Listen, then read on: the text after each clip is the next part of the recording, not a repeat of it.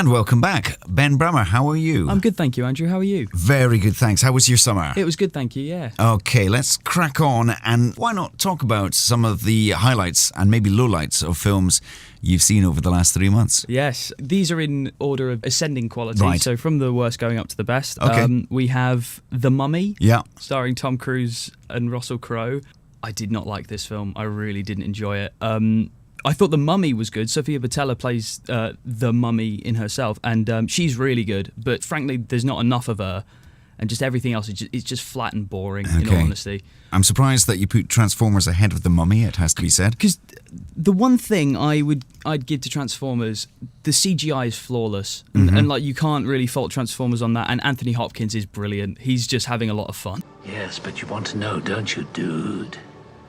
Yeah, seems to be enjoying his, His paycheck. yeah, absolutely. Alien Covenant you've got in there. Yeah, Fassbender's great. Fassbender's really good. The world is it feels dangerous and really gross and grim, which is great, and like the CGI alien is great, but the plot is really disappointing. The alien's barely in the film, and everyone's just an idiot. Like they're all meant to be scientists, and they all go, "Oh, this weird mushroom. I'll go put my face right next to it."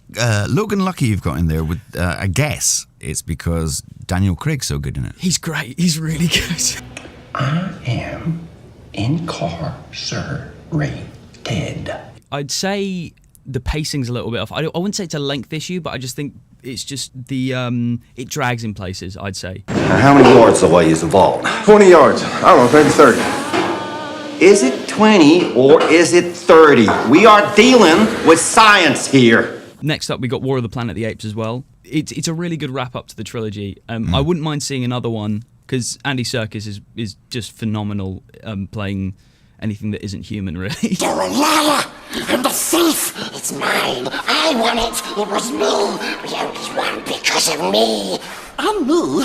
MTV is my friend. My friend. Some of the action's a little underwhelming, and it is a little bit long as well. Atomic Blonde you have in there. Wonder Woman. I really enjoyed It's Wonder great. Woman. It was a lot better than I expected. That No Man's Land action sequence is tremendous. It is just fantastic. What did you think of Spider-Man Homecoming? Really like that as well. It's so fun, isn't it? Yeah. Oh, I helped this old lady and she bought me a churro, so that was nice. I thought Keaton's great. Michael Keaton's fantastic. He's terrifying as the Vulture, and you can kind of see where he's coming from as well, which is really cool. Dunkirk. Yeah. What did you think of that? I thought it was my favourite film of the summer. One of my favourite films, actually, for a number of years. I just thought the whole thing was epic. He's coming back. And the music was just phenomenal. And I know the sound plays such an important part of the film. Like when it just becomes deafening when a plane comes overhead. But I got the sense it was a bit like a George Miller film where you can kind of turn off the sound and still follow what's happening, if you know what I mean. Yeah. Unfortunately, the style of music would be very difficult to play on a program like this. Yeah, because very taking it in bombastic. isolation, it wouldn't sound particularly good. Yeah. But when it's added to the whole cinematography and the film, it all works perfectly. Yeah. My number one film of the summer, and might be my number one film for like you said, for Dunkirk, for a number of years, Baby Driver. Right. I loved this film. It is, I think it's just tremendous. It is, like, Edgar Wright, for me, can do no wrong cinematically. Like, I know a lot of people don't like Scott Pilgrim. I really like Scott Pilgrim, but he's just such an original director. He can take things like how Tarantino does with a lot of his stuff. He can take reference points from stuff and then just mesh it together in just this fantastic way. The music just plays into everything so well. It's really good.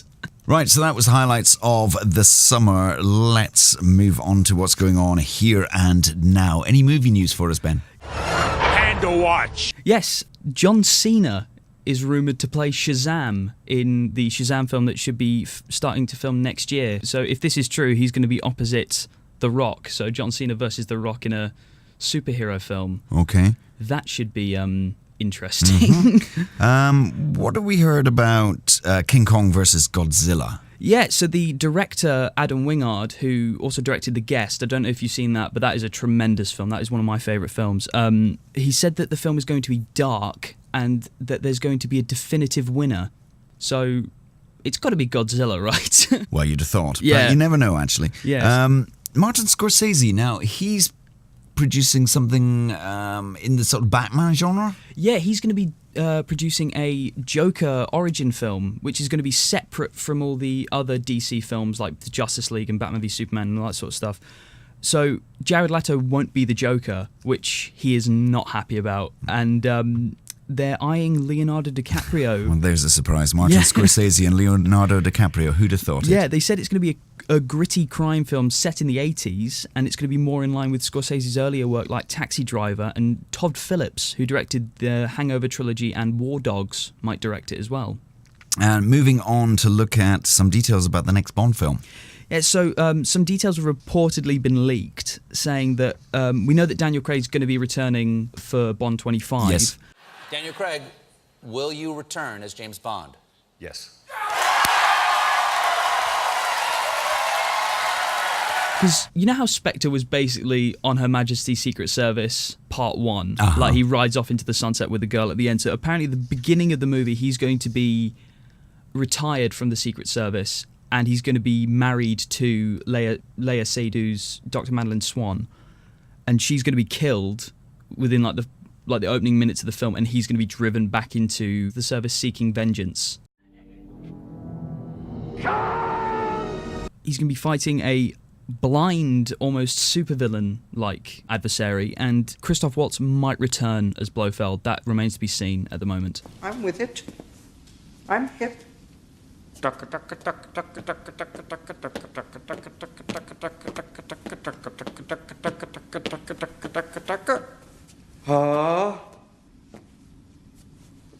Right, let's quickly go through the new releases for this weekend. If you're fancying a trip to the cinema, what have we got? Well, we've got It, the remake of the Stephen King film. I don't think I could go to the cinema to watch this. Really? I think I'd be too terrified. I saw the trailers, and I'm not a horror guy, but I saw the trailers and I thought it looks really good. And from everything I've heard, apparently it's fantastic. Yeah. Also scary good. Yeah. I think I might have to wait for that.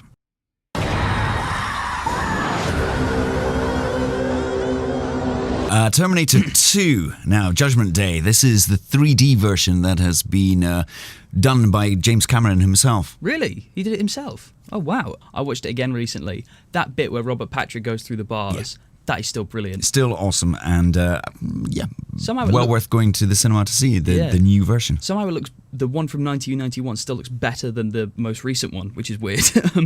What else have we got? We got London Heist. All right, whatever. And My Cousin Rachel, considered to be a dark drama. That's what they're saying it as. Starring Rachel Weisz, Sam Claflin, Holiday Granger, and Ian Glenn. Okay, so that's some of the highlights of what is on at the cinemas this weekend. See you next week.